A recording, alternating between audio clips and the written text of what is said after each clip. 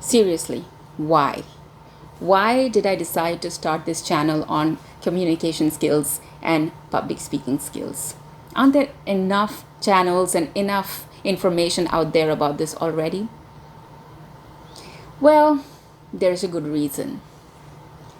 See, I have done quite a few things in my life. I've had a nice career, so to say. I've worked in informal settings, formal settings, and I've worked as a teacher, I've worked as a presenter, and I've worked as a manager and a director. But of all the things I've done, there has always been a common thread, and I will start with an incident that happened in my school days. So I was in my high secondary school, grade 11, 12, and there was an inter-school competition where students from all over the city came and they were competing on stage on various events. And I was the host.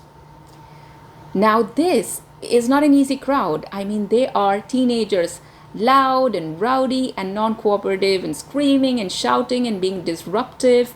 And they would, if there was a little bit of delay, they would just start singing, "Why are we waiting?" or something like that.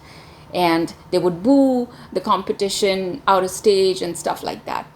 So all in all, and it's not even a great microphone or a great and I don't even have excellent performers. I mean, they are just school students, so there's not a lot going on in my favor, but I did the best I could. Now next day when I went to school, the class teacher asked everybody to stand up and give me a standing ovation for the job that I'd done hosting the event the previous day.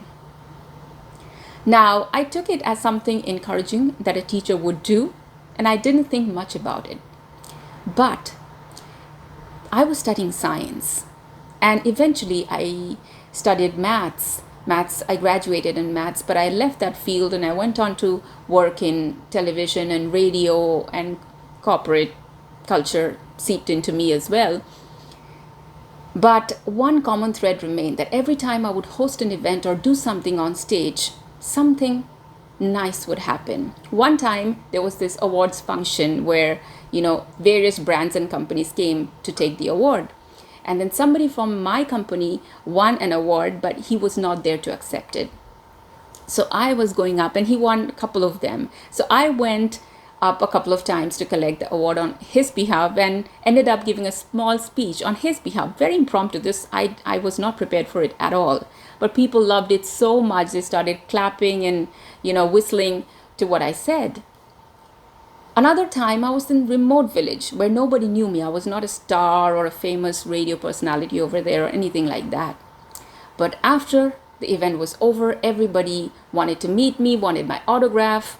And one person who was a Bollywood performer actually called me up later and directly, right off the bat, proposed for marriage, like out of the blue. So every time I do something on stage, it has a ripple effect. It connects, something clicks. And I've never really thought much about it over the years, but it's always worked in my favor. And I feel it's something I've done right over the years to get to that point. And over here on this channel, I'm trying to break all of my strategies down. I'm thinking deep about them, what worked, what didn't, and I'm trying to break it down for you, collate it, collect it, make it point-wise, make it structured, make it easy, make it bite-size for consumption.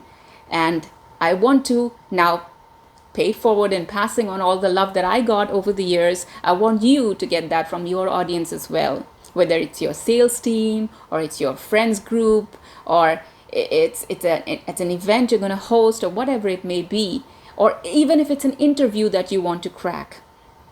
Whatever the case may be, I want you to receive that kind of response when you get up on stage and hold that microphone as well.